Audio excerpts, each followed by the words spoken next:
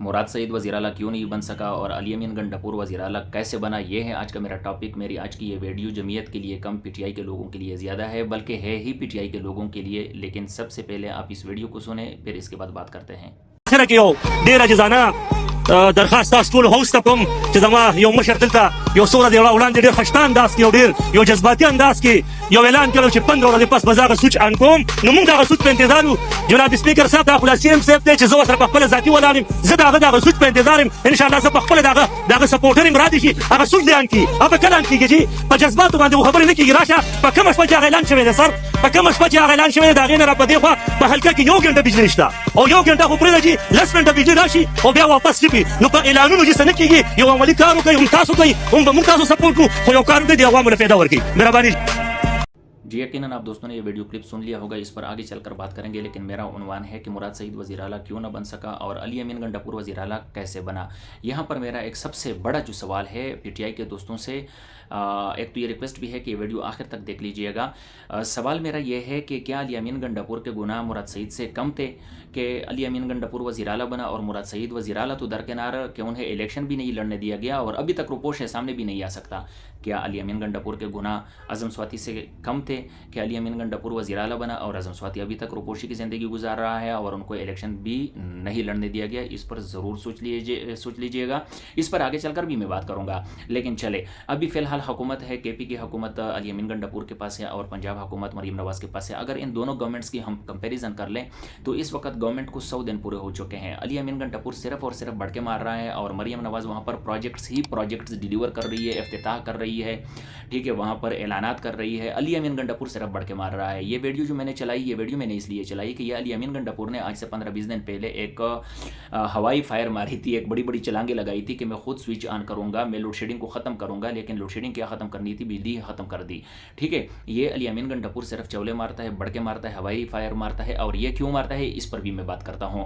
تو لہٰذا ایک وزیر اعلیٰ ہونے کے ناطے اس طرح کی لینگویج استعمال کرنا تو یقیناً سمجھ سے بالا تر ہے۔ بہرحال دوسری طرف ایک بات بتاتا چلو، میں گورنمنٹ آف پنجاب کی تعریف نہیں کر رہا کیونکہ میں مان ہی نہیں رہا ہوں۔ یہ فوجیوں کی حکومت ہے، چاہے وہ حکومت ہے فوجیوں کی ہے، یہ حکومت ہے فوجیوں کی ہے، وفاق کی ہے، یہ ساری اسٹیبلشمنٹ کی گورنمنٹ ہے، ٹھیک ہے۔ یہ میں ایک سیکنڈ کے لیے ماننے کے لیے تیار نہیں ہوں۔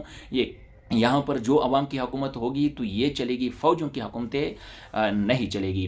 تو بہرحال میرا جو سوال تھا کہ علی امین گنڈاپور وزیر اعلیٰ کیسے بنا، اس کی طرف آپ لوگوں نے کچھ نہ کچھ سوچا ہوگا کہ یہ بندہ کیسے بنا۔ اشتہاری تو مراد سعید بھی تھا، اعظم سواتی بھی تھا، زید عمر بکر، کافی سارے تھے، اور علی امین گنڈاپور بھی تھا۔ جب الیکشنز ہو رہے تھے، الیکشنز کے ریزلٹس بھی اناؤنس ہو گئے، ٹھیک ہے۔ یہ بھی پتہ چلا کہ پی ٹی آئی کتنی سیٹیں جیت چکی ہے، جہاں سے جیتی ہوئی تھی، تو یہ بھی پتہ چلا۔ تب تک علی امین گنڈاپور اشتہاری تھا۔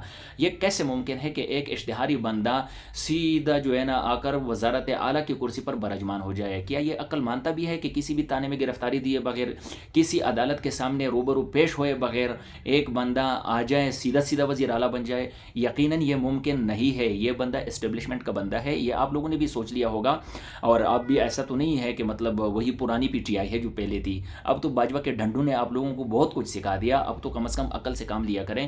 یہ بندہ پشاور کور کمانڈر ہاؤس میں پکوڑے بھی کھا چکا ہے، آپ لوگوں کے علم میں ہے، اور آپ ہی کا رہنما بگوڑا عادل راجہ، بگوڑا میں اس لیے کہہ رہا ہوں کیونکہ یہ پاکستان سے بگوڑا ہے لیکن ہے تو پی ٹی آئی کا رہنما ہی ہے نا۔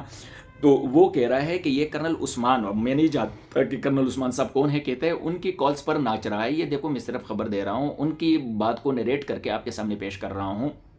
کہتا ہے کرنل عثمان کی باتوں پر، کالز پر ناچ رہا ہے۔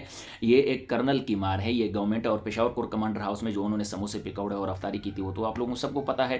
پھر دوسری بات، وہ ایک ڈگی کی بات شہباز شریف کے حوالے سے بڑی مشہور ہوئی تھی کہ شہباز شریف ڈگی میں چوب کے باجوہ سے ملتے تھے، لیکن اب تیرا وزیر اعلیٰ خیبر پختونخوا بھی بازی لے گیا۔ بقول عادل راجہ بگوڑا پی ٹی آئی رہنما، وہ کہہ رہے ہیں کہ علی امین گنڈاپور 2 دفعہ محسن نقوی کی گاڑی میں آرمی چیف سے ملے ہیں۔ یہ میری خبر نہیں ہے، یہ ان کی خبر ہے، میں صرف کوٹ کر رہا ہوں، ٹھیک ہے۔ یہ آپ کے وزیر اعلیٰ کے کرتوت ہیں، اور بڑھ کے تو روزانہ کی بنیاد پر مارتا ہے، ہوائی فائر مارتا ہے، چھلانگے لگاتا ہے کہ میں یہ کر دوں گا، میں وہ کر دوں گا۔ تو میں آپ کی توجہ اس طرف دلانا چاہ رہا تھا کہ دیکھو، جو مراد سعید ہے، اعظم سواتی ہے، یا زید عمر بکر، جتنے بھی ہے، وہ آج دن تک اتنی بڑی باتیں نہیں کر چکے، وہ اپنے الفاظ کے اعتبار سے اتنے بڑے کرائمز نہیں کر چکے ہیں جو ابھی تک علی امین گنڈاپور کر رہا ہے۔ علی امین گنڈاپور کے پرسوں کا بھی بیان ہے، بینگ ا وزیر اعلیٰ یہ بیان ان کو زیب ہی نہیں دیتا کہ میں وفاق پر چڑھائی کر لوں گا، میں وفاق پر قبضہ ڈال لوں گا. یہ کیسے ممکن ہے؟ کیا آپ ذرا بھی عقل سے کام نہیں لیتے کہ یہ بندہ کس کا بندہ ہے؟ یہ اسٹیبلشمنٹ کا بندہ ہے. میں کوئی ڈیوائڈ اینڈ رول کا فارمولہ اپلائی نہیں کر رہا ہوں یار، میری کیا حیثیت توقعات اور کیا بساط ہے، لیکن ایک اپنی حیثیت کے مطابق ایک خبر دے رہا ہوں. پی ٹی آئی کے دوستوں سے کوئی گپ شپ کر رہا ہوں، مکالمہ کر رہا ہوں، کچھ ایکسچینج کرنا چاہتا ہوں، اور میں دیکھنا چاہتا ہوں کہ کیا پی ٹی آئی کے لوگ بھی یہی سوچ رہے ہیں کہ یہ علی امین گنڈاپور کس کا بندہ ہے.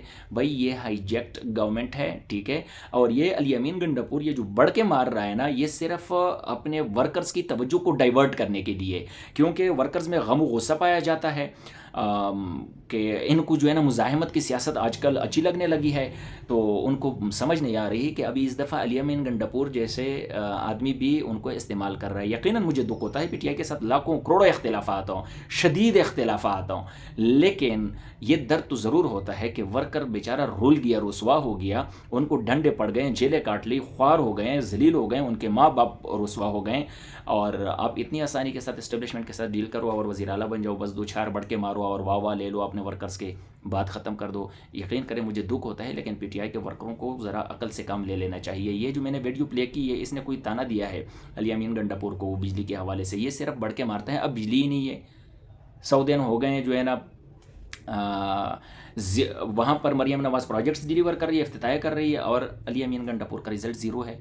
میں نے یہ بھی بتایا کہ کوئی تعریفیں نہیں کر رہا ہوں، لیکن ایک دکھ ضرور ادھر سے یہ ہوتا ہے کہ بھئی تمہیں تو شرم سے ڈوب مرنا چاہیے، تمہارا لیڈر تو جیل میں قید ہے، تم نے کیسے اسٹیبلشمنٹ کے ساتھ کمپرومائز کر لی. تو بہرحال میرے خیال سے اتنی باتیں کافی تھی. پی ٹی آئی کے لوگوں کو سمجھ آ گئی ہوگی ابھی تک کہ یہ بندہ کون ہے، یہ بڑھ کے جو مار رہا ہے، یہ کوئی پی ٹی آئی کا ساتھ نہیں دے رہا، یہ جینین پی ٹی آئی نہیں ہے. مراد سعید جینین پی ٹی آئی ہے، اس لیے ان کو الیکشن بھی نہیں لڑنے دیا گیا. اعظم سواتی ٹھیک ہے ابھی آیا ہے، لیکن اس نے اپنے آپ کو پروو کیا ہے کہ وہ جینین پی ٹی آئی، حتیٰ کہ جو یہ پرویز الہی ہے اس نے بھی خود کو پروو کیا ہے، انہوں نے کوئی کمپرومائز نہیں کی. تو امید ہے آپ لوگ سمجھ پائیں گے میری ان باتوں کو. تو اگر آپ میری ان باتوں سے ایگری ہیں تو پھر ضرور شیئر کیجیے گا، کمنٹ کیجیے گا. مجھے اجازت دیجیے، والسلام.